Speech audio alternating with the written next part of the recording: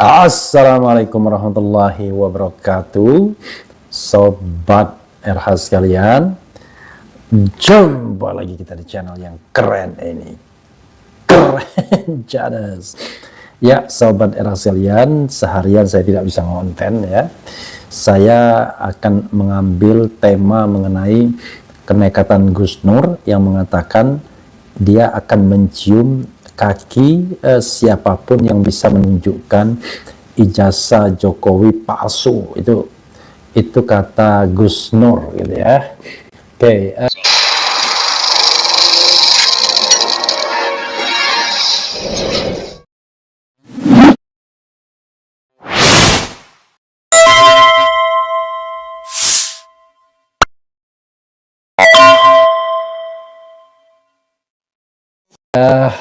kita oke.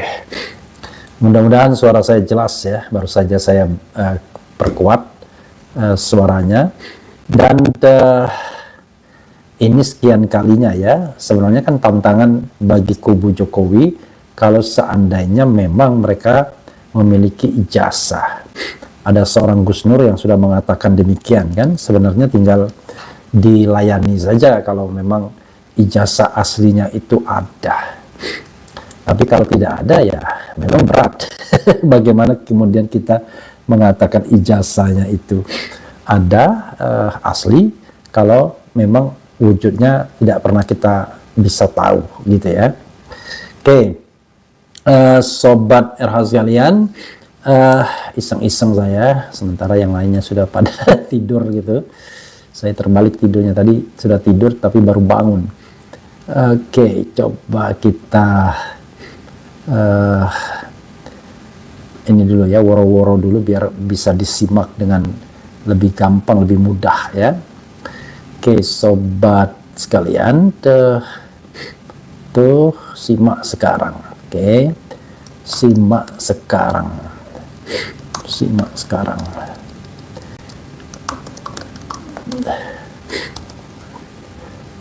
Jadi kalau saya lihat penegak hukum pun tidak berani juga menindaklanjuti soal ini gitu ya. Kelihatannya dia pun agak ragu-ragu juga. Oke, coba kita bacakan. Ini baru saja dari iNews ya. Saya penasaran saja sesungguhnya. Ini kan sekali lagi ini sebuah tantangan yang ya kalau memang ada ijazahnya kenapa nggak ditunjukkan. Oke, saudara sekalian ya, coba saya bacakan. Gus Nur, siapa yang bisa tunjukkan ijazah asli Jokowi? Saya cium kakinya. Dari inews.id ya. Oke, coba kita lihat. Jakarta, inews.id, terpidana ujaran kebencian, ijazah palsu Presiden ke-7 Joko Widodo, sekaligus penerima amnesti Sugi Nur Raharja atau Gus Nur, menantang akan mencium kaki siapa saja yang mampu menunjukkan ijazah asli milik Jokowi. Hal itu disampaikan dalam tayangan Rakyat Bersuara di iNews TV. Ya, ia mengaku yakin bahwa ijazah Jokowi tidak ada dan palsu. Oleh karena itu ia menantang siapa saja untuk menunjukkannya. Siapa yang bisa menunjukkan ijazah aslinya? Kemudian saya rela kehilangan kehormatan, saya cium kakinya, ucapnya. Kemudian menurut Gus Nur, selama menjalani persidangan kasus ujaran kebencian ijazah palsu Jokowi selama 6 bulan dan menghadirkan 35 saksi, tidak ada satupun orang mengaku pernah melihat ijazah asli milik ex wali kota Solo tersebut. Bahkan kata-kata tantangan itu juga sempat ia sampaikan kepada jaksa dalam sidang Gus Nur. Dalam sidang, Gus Nur mengaku menyampaikan hal itu karena putus asa. Namun dirinya tetap divonis selama 6 tahun penjara. Tiga hakim ini nonton siaran ini. Anda nggak pernah lihat ijazah aslinya. JPO ada 4 orang. Anda nggak pernah lihat ijazah aslinya. Bahkan nggak ada ijazah aslinya. Ternyata tetap divonis. Dituntut 10 tahun, divonis 6 tahun, ungkapnya. Ya, saudara sekalian, ini dalam acara tadi berusaha dibelokkan ya. Dengan mengatakan, ya siapa yang mengadukannya? Loh, ini bukan soal siapa yang mengadukannya, tetapi persoalannya adalah penegak hukum tidak bersikap netral. Bagaimana mungkin mereka melakukan pendakwaan, ya, lalu menuntut dengan hukuman maksimal, sementara mereka sendiri belum pernah melihat ijazah yang asli. Artinya tidak ada konfirmasi keaslian ijazah tersebut, tiba-tiba orang kemudian dianggap menyebarkan berita bohong, kan itu. Jadi saudara sekalian, kan Gus Nur itu di tingkat pertama, ya, di tingkat pertama itu dituntut 10 tahun dan kemudian divonis 6 tahun karena melanggar pasal 14 ayat 1 Undang-Undang Nomor 1 1946, yaitu dengan sengaja menyebarkan berita bohong yang menyebabkan keonaran atau kerusuhan. Walaupun unsur-unsurnya itu tidak terpenuhi semua, ya, terutama unsur menyebabkan keonaran misalnya, tetapi toh Gus Nur dituntut maksimal 10 tahun, bayangkan zalimnya. Itu kan kezaliman yang luar biasa. Dan kemudian divonis 6 tahun penjara untuk menyebarkan, untuk tudingan atau tuduhan menyebarkan berita bohong. Oke, biar kita clear masalahnya, ya. Menyebarkan berita bohong. Berita bohong tentang apa? Ya, berita bohong tentang ijazah palsu, kan? Berita bohong apa lagi? Berita bohong tentang ijazah palsu. Nah, kemudian ini dianggap terbukti sehingga Gus Nur pun dihukum dengan 6 tahun penjara setelah dituntut 10 tahun. Jadi persis 2/3, ya, kurang lebih lah. Kalau 2/3 kan berarti 6 tahun lebih sedikit, ya, kurang lebih lah, ya. Jadi divonis dengan 6 tahun penjara, ya. Kemudian ternyata Gus Nur kemudian melakukan banding. Nah, lucunya sobat era sekalian, di pengadilan tinggi, ya, di pengadilan tinggi Jawa Tengah, ya, kasus ini kemudian direvisi. Gus Nur dianggap tidak menyebarkan berita bohong. Akhirnya udah jelas, kan? Tetapi menyebarkan ujaran kebencian yang berbau sara atau berbasis sara. Lagi-lagi ngaco, ngarang, ya. Dan kemudian hukumannya direvisi jadi 4 tahun. Padahal ujaran kebencian ini memang 6 tahun ancaman hukumannya. Jadi 2/3-nya 4 tahun. Maksimal juga rata-rata, ya. Karena kita tahu bahwa 2/3 dari hukuman maksimal, bayangkan, 4 tahun. Dan Gus Nur kemudian sudah menjalani 2/3-nya, dia kemudian dinyatakan dia mendapatkan pembebasan bersyarat. Dalam masa pembebasan bersyarat yang sudah dijalaninya selama beberapa bulan terakhir, Gus Nur kemudian mendapatkan amnesti dari Presiden Prabowo. Pertanyaannya adalah, kenapa Gus Nur diberikan amnesti? Padahal berkali-kali dia mengatakan dia tidak bersalah. Berkali-kali dia mengatakan kalau memang ada orang dia dizalimi dan lain sebagainya. Kenapa? Ini pengakuan negara bahwa sesungguhnya Gus Nur memang korban kezaliman pemerintahan sebelumnya. Itu soalnya.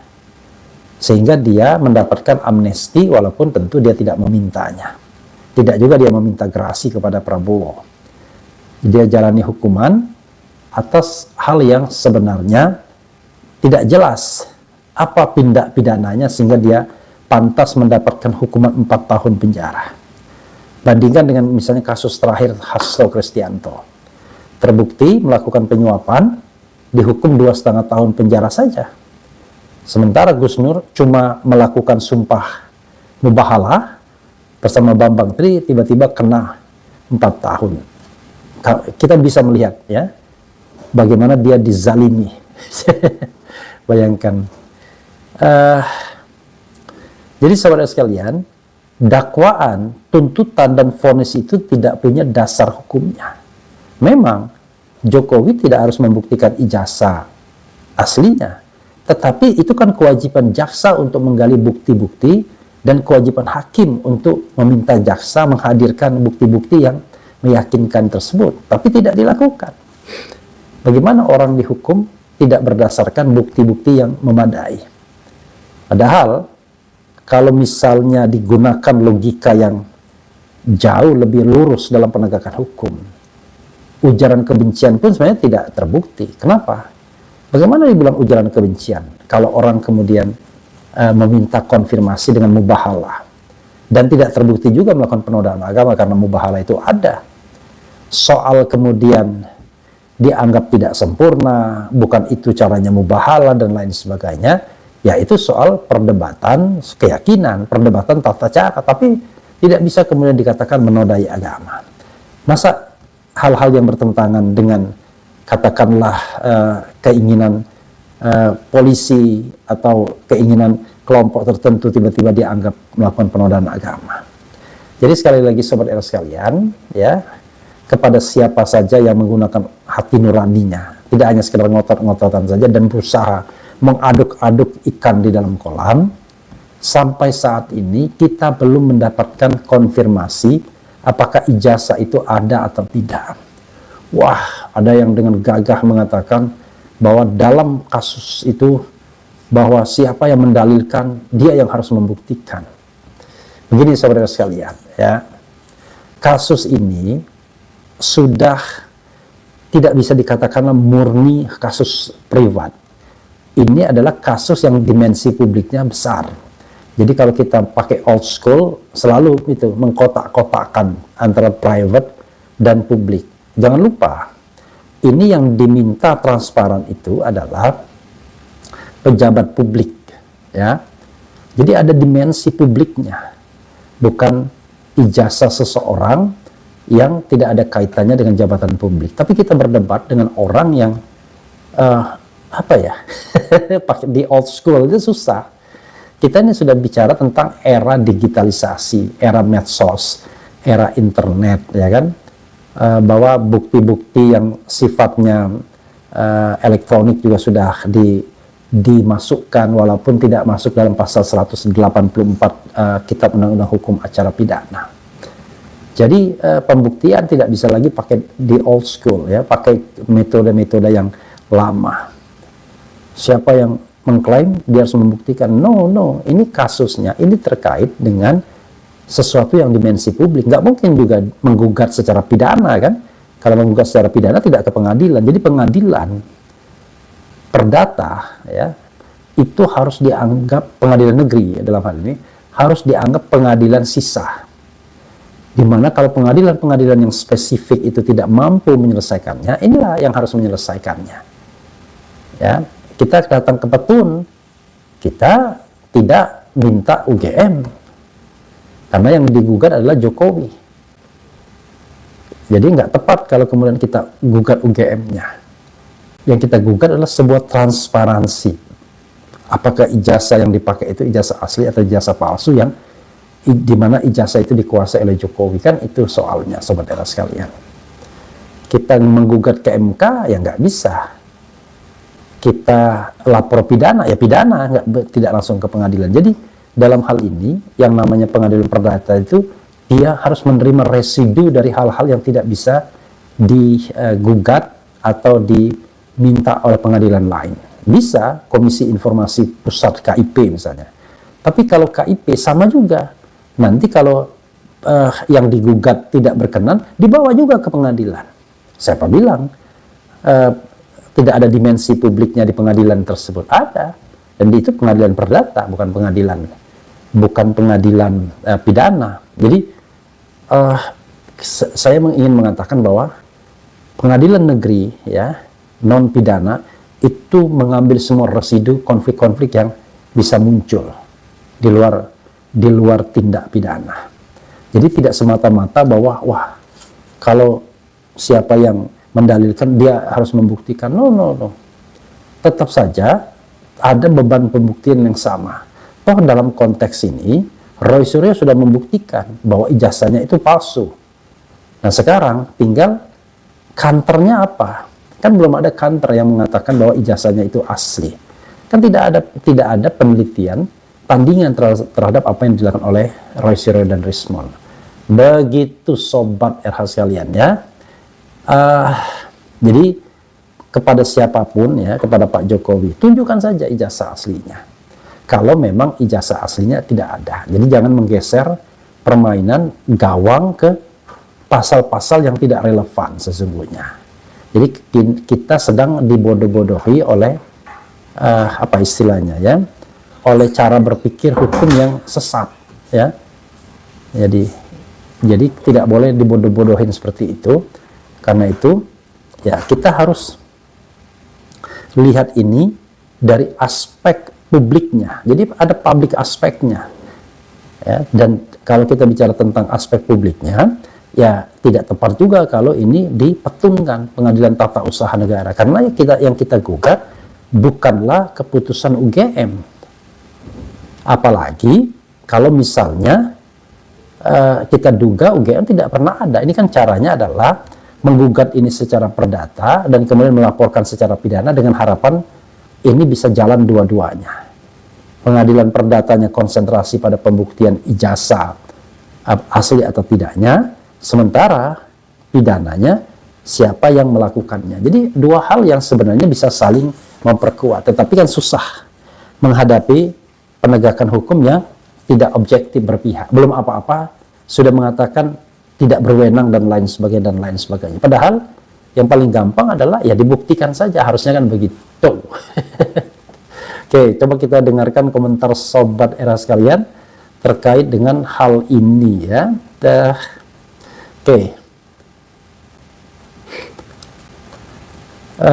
Malam Bang Refli, Gus Nur keren tadi di iNews. Bang Refli sayangnya nggak ada di situ. Pertama, saya tidak diundang ya. Kedua, kalaupun diundang saya malas kalau berhadapan dengan orang-orang yang menurut saya tidak ingin membuat clear masalah, tapi cuma mengajak ribut aja. Ini kan harus kita clear masalahnya. Jadi kalau kita ciri seorang intelektual itu adalah apa masalahnya, lalu cuma kita analisis masalahnya. Ya, kita dengar pendapat orang seperti apa, pendapat kita seperti apa. Tapi menurut saya talk show seperti itu sangat, mohon maaf ya, sangat tidak mendidik akhir-akhir ini. Makanya kalau saya diundang pun saya tidak akan datang kalau yang hadir yang orang-orang yang ya yang maaf kata dihadirkan untuk ngajak ribut saja tapi substansinya nggak ada ya. Kemudian Bang Rep, Gus Nur jadi bintang tamu dong. Kan sudah ya, saya sudah interview Gus Nur kan, Gus Nur sudah datang ke sini ya. Sudah jelas nggak punya ijazah. Assalamualaikum Bang Rep, panggil Gus Nur buat bintang tamunya Bang Rep dong. Sudah kan ya, Gina Firman. Keren nih live-nya bagai midnight show. Karena terus terang saja tadi saya dari pengadilan Charlie Chandra ya datang ke sana memberikan support kepada Charlie Chandra, dan sayangnya ya tidak banyak tokoh yang membersamai Charlie Chandra, tetapi saya lihat memang masih ada Said Didu, saya juga datang, kemudian juga ada ibu-ibu ya yang selama ini setia menyokong Charlie Chandra dan Tom Lembong.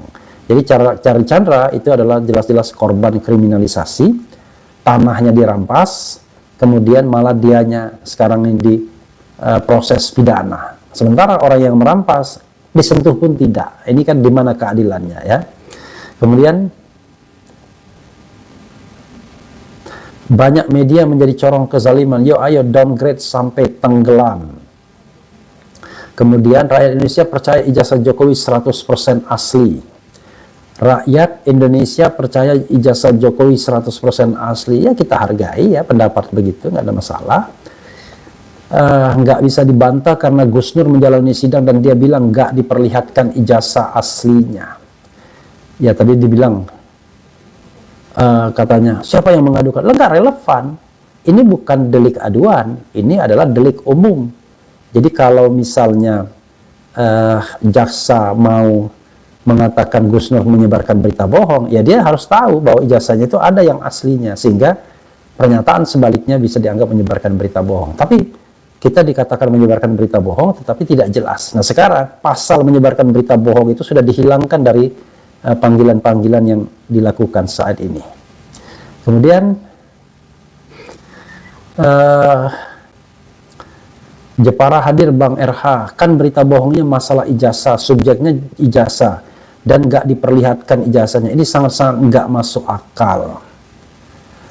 Gus Nur berkelas, tadi sikapnya tenang dan santai. Ya saya tadi juga sudah komunikasi sama Gus Nur ya.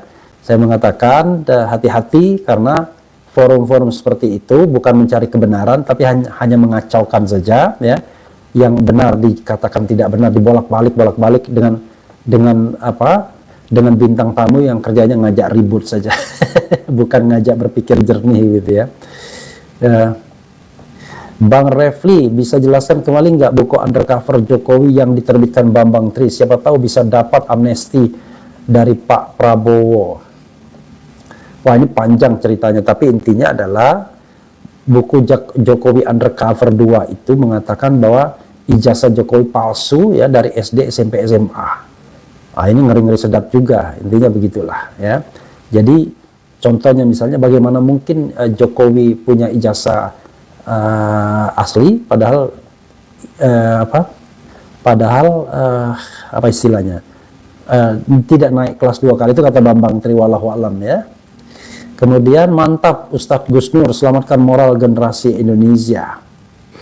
Aku yakin sampai kapanpun ijazah Mulyono tidak akan muncul. Ya itulah, dan dibela oleh orang-orang yang tidak bertanggung jawab, tidak meletakkan kebenaran sebagai tujuan dari pencarian keadilan, tetapi hanya ingin mengacaukan dengan bersilat dengan ilmu yang menurut saya kemudian tidak didukung oleh moral dan etika ya. Kemudian saya punya asumsi liar, kenapa Prabowo enggak menyelesaikan kasus ijazah palsu Jokowi ini? Apakah Jokowi Prabowo ada suatu skandal data Sirekap Pilpres kemarin yang harusnya 02 dapat 24% jadi 58%? Nah, enggak tahu, itu spekulatif aja ya. Berita bohongnya digeser ke ujaran kebencian kok. Nah, itulah jadi masalahnya. Ketika digeser, gini ya, Anda dituntut dengan pasal A. Tapi tiba-tiba di pengadilan tinggi Anda mengatakan, oh, yang terbukti bukan pasal A, pasal B. Kan harusnya Gus Nur bebas dong. Memang pasal itu turut juga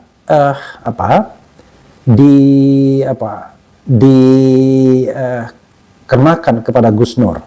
Tapi yang jelas Gus Nur itu dituntut berdasarkan penyebaran berita bohong.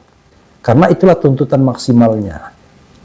Jadi kalau seandainya itu tidak diterapkan, ya harusnya saya dalam hal ini saya harus tanya dengan ahli pidananya, apakah seharusnya Gus Nur dibebaskan atau tidak. Memang Gus Nur kena juga ujaran kebencian, tetapi pada saat sidang pertama itu yang terbukti itu adalah yang paling tinggi ya. Oke ya, kita nanti bahas lebih lanjut karena saya juga penasaran ya.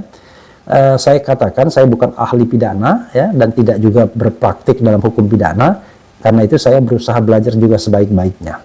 Jangan lupa ya, di hukum itu setiap orang punya spesialisasi masing-masing, dan spesialisasi saya adalah hukum tata negara. Karena itu untuk tata negara saya bisa berdebat dari awal sampai akhir ya.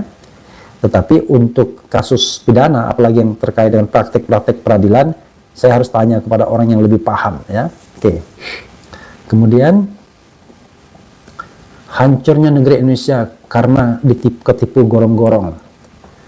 Udah pasti palsu ijazah Jokowi, hadah rekayasa pura-pura disita. Ya, dengan demikian Jokowi mengatakan ijazahnya sudah disita, bukan it is not my, bukan lagi saya yang bertanggung jawab, kan begitu-begitu dan lain sebagainya. Tapi kalau penegak hukum itu memang benar-benar bersikap objektif ya, maka dia kan bisa tunjukkan itu dalam press conference dan lain sebagainya. Senang banget hari ini bisa bertatap muka langsung dengan Bung RH di rumah bahkan Mbah Min. Semoga sehat selalu dan semangat memberikan pencerahan hukum kepada masyarakat Indonesia. Makasih ya Budi Prawira ya tadi ya. Terima kasih juga atas dibayarkannya makanan saya. Kita bertemu di warung sop Pak Min. Kemudian saya berdua Ogi makan ya. Ketika mau bayar ternyata sudah dibayarkan oleh Budi Prawira. Makasih banyak ya. Setinggi apapun ilmu pengetahuan seseorang, puncaknya adalah akhlakul karimah. Setiap perdebatan dengan pihak Jokowi pasti narasinya penghujatan. Ya itulah ya. Bang RH, akun Sri Hartati sudah keterlaluan menghina agama. Tolong diamankan. Kemarin pas Bang RH live sama Dr. Tifa. Saya belum baca, nanti saya baca ya. Tapi begini, sebagai seseorang yang ingin mencari kebenaran terus-menerus, kita harus apa istilahnya ya, jangan mudah juga sebentar-bentar terbakar, sebentar-bentar terbakar ya. Assalamualaikum Akhi Refli Harun, sehat selalu di sana. Waalaikumsalam warahmatullahi wabarakatuh. Refli Harun ya, sebenarnya Roy CS kan harus meneliti yang jelas, punya data yang jelas, baru nanya ijazah Pak Jokowi asli apa palsu. Kok keluar-keluar dulu di publik ijazah Pak Jokowi palsu, begitu caranya. Kalau misalnya kita bicara cara, itu relatif ya. Anda bisa keberatan juga dengan cara Roy Suryo dan lain sebagainya. Tetapi apa yang dilakukan dia adalah hak dia sebagai warga negara yang punya hak konstitusional untuk berserikat, berkumpul, mengeluarkan pendapat baik secara lisan dan tulisan. Dan yang mereka permasalahkan adalah ijazah seorang pejabat publik yang pernah jadi presiden. Jadi enak sekali, kita mau jabatannya tapi tidak mau kritiknya. Mau jabatannya tapi tidak mau transparansinya. Jadi once Anda menjadi pejabat publik, ya Anda tidak bisa sebebas-bebasnya lagi. Anda harus bertanggung jawab kepada publik. Jadi sobat era sekalian, Obama sudah mencontohkan ketika ijazah atau sertifikat lahir dia dipermasalahkan, dia ngasih otorisasi kepada lembaga yang memang berwenang untuk menyampaikan hal tersebut. Tetapi memang itu sesuatu yang bisa dipertanggungjawabkan kualitasnya, kualitas informasinya. Kalau di kita, sekelas UGM pun bisa diintervensi kan begitu. Sehingga pernyataan UGM yang mengatakan ijazahnya asli, dia adalah mahasiswa dan lain sebagainya, tidak bisa dipercaya oleh publik 100%. Masih banyak publik yang meragukan, bahkan kalau dihitung-hitung, ya hanya berapa persen yang percaya ijazah Jokowi asli. Kalau kita ukurannya, misalnya polling yang bilang RH Channel. Kalau ukurannya survei, wah, ada yang bilang begini, kalau survei kan seluruh Indonesia. Kalau polling RH Channel kan cuma di RH saja. Iya, tapi survei itu respondennya cuma 1.200 saja. Mau Anda bilang multi-stage, random sampling, dan lain sebagainya, tetap saja bisa dipersoalkan. Sementara, polling yang saya lakukan 120-130 ribu. Masa itu kemudian tidak ada nilainya sama sekali, kan begitu. Begitu sobat era sekalian. Itu saja ya. Mudah-mudahan ini bermanfaat ya. Wassalamualaikum warahmatullahi wabarakatuh. Keren, cadas, cia.